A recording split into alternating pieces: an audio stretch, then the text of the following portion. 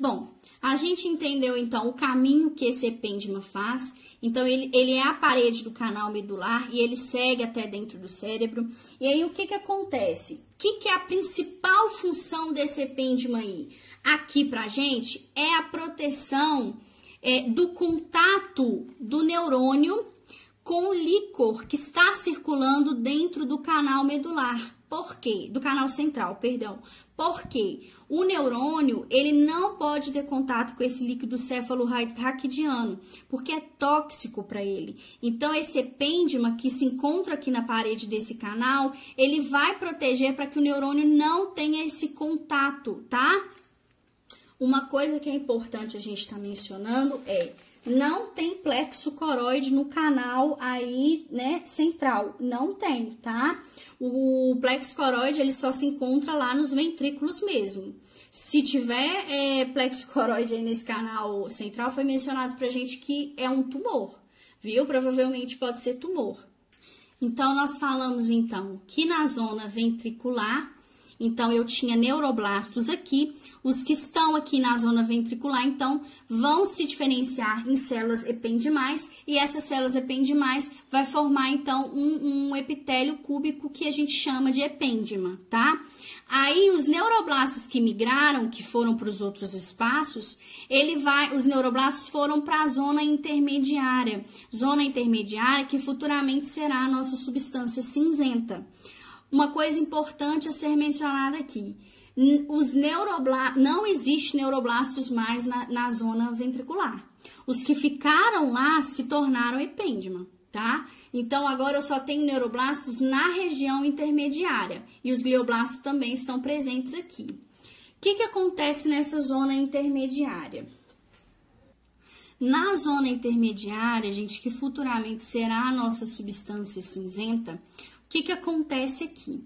Os neuroblastos vão favorecer nessa região da zona intermediária a formação de duas estruturas aí, que são as placas alares e as placas basais, tá? Então, as placas alares que vão dar origem, então, aí os cornos dorsais, e as placas basais que vão dar origem aos cornos ventrais, ou coluna posterior e coluna anterior, que é a mesma coisa, tá? Então, as placas alares desenvolvidas pelos neuroblastos vão originar nelas ali,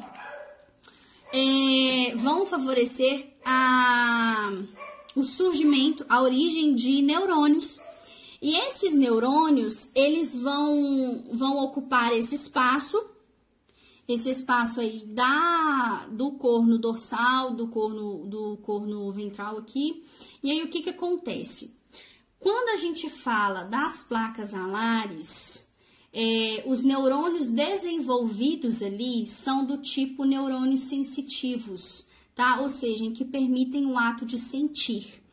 E isso acontece por quê? Porque os neurônios desenvolvidos aqui estão expostos a uma grande quantidade de uma proteína chamada BMP.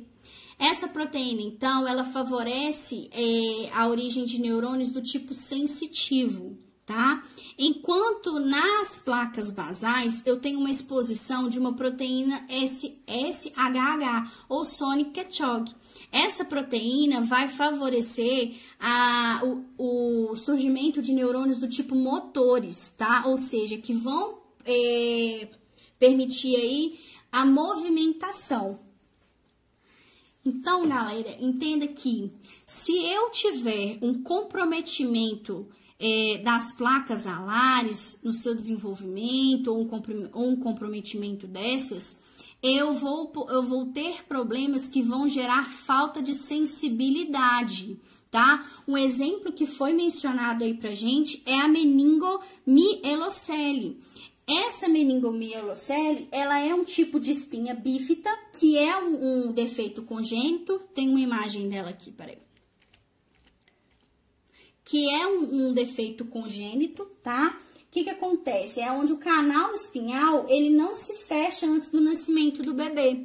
E isso aí vai comprometer, então, as placas alares, podendo gerar, isso pode comprometer as placas alares, podendo, então, gerar falta de sensibilidade, tá? Então, qualquer doença que esteja afetando essa região aqui, vai estar relacionada à falta da sensibilidade, tá? E o que acontece? Já no caso das placas basais, que estão aqui na região das colunas anteriores, essas placas basais, elas estão relacionadas a neurônios motores, então, obviamente, se uma pessoa tiver a deficiência dessas placas, elas podem apresentar a deficiência, então, dos movimentos, tá? Por causa que fez o comprometimento dessas placas basais. Então, repassando aí, placas alares eu vou ter problemas com a sensibilidade, no caso de comprometimento dessas, e no caso do comprometimento das placas basais, eu vou ter aí problemas com movimentação dos membros, tá? Uma coisa que também a gente pode mencionar aqui é que no cérebro, as placas basais desaparecem, tá? Só vai desenvolver lá as placas alares, tá? Então, essas placas basais lá no cérebro, elas não permanecem, elas desaparecem. Então, isso tudo, então, está relacionado à parte da substância cinzenta, que anteriormente foi, então, pra gente, a zona intermediária. Bom, agora, o que seguiu em frente aqui para a zona marginal foram os glioblastos, tá? A família dos glioblastos. Não veio para a zona intermediária, para a zona marginal, não veio os neuroblastos, viu? Os neuroblastos, eles ficaram aqui na zona intermediária. Então, entenda, na zona marginal eu tenho glioblastos, mas não tenho neuroblastos. Na zona intermediária, eu tenho neuroblastos e tenho glioblastos.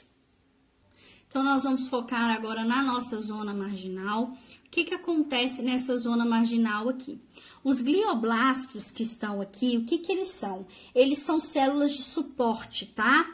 Eles são células de suporte e fazem parte da família aí os astroblastos, que posteriormente vão dar origem aos astrócitos, e os oligodendroblastos, que posteriormente vão dar origem aos oligodendrócitos.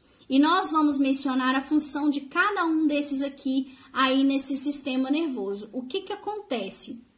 Esse astrócito, ele vai como grande função aí dele, ele permite, ele auxilia o neurônio em várias coisas. É como se fosse um mordomo do neurônio. Ele tá pronto para entregar tudo pro neurônio mastigado, de mão beijada, tá entregando tudo pro neurônio.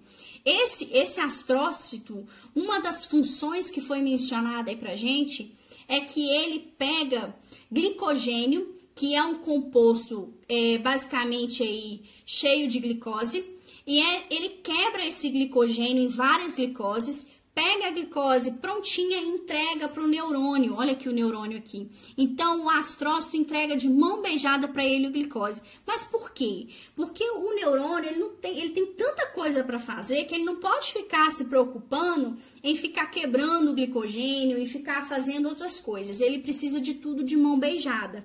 Então, o astrócito vem, entrega para esse neurônio glicose. Por que ele precisa dessa glicose? Para produzir energia para que ele possa trabalhar, para ele fazer as sinapses dele lá, ele precisa dessa energia. Então, ele pega essa glicose aí que já foi entregue de mão beijada para ele através dos astrócitos.